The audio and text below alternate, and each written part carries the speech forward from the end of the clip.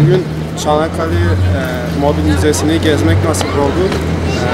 İçeride tarihi parçalar vardı. Gerçekten bunları görmek bizi aşırı derecede duygulandırdı.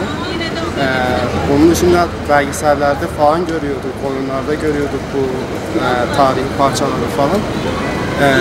İlk defa bu kadar yakından görmek bizi çok heyecanlandırdı.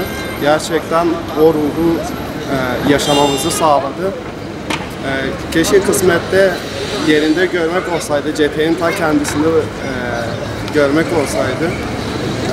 Çanakkale'nin bizim için tarihi, yani İslam dünyası için çok büyük bir önemi var. Gerçekten bunları bugün görmek bizi hem manevi açıdan hem de maddi açıdan duygulandırdı bizi. İnşallah gelecekte cephenin ta kendisini de görmek nasip olur.